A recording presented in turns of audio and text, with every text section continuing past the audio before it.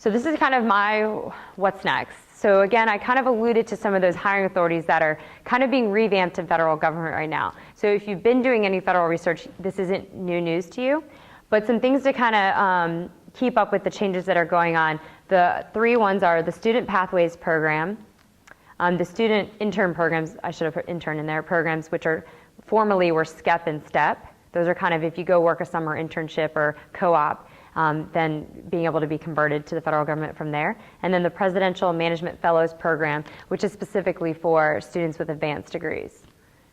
So right now, we've heard that OPM will put out official news maybe like March timeframe. So be on the lookout. My agency's on the lookout for it so we can figure out our recruitment strategy and just kind of being able to keep up in the media with those. My second suggestion is research.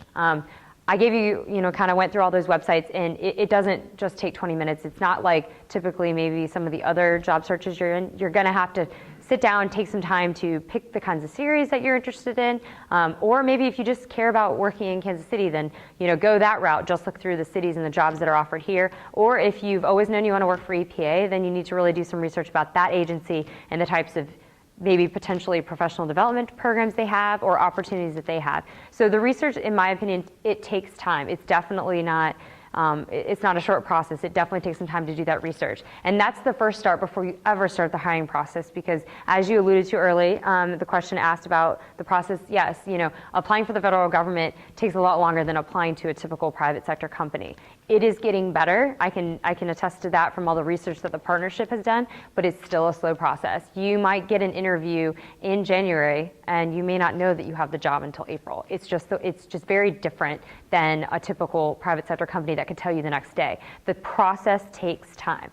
And I know that even speaking firsthand from going onto college campuses, by the time we get what we need from HR to even make a decision about hiring someone, it's been a while, and it's just the way it is, but it's getting better, so that's the bright side.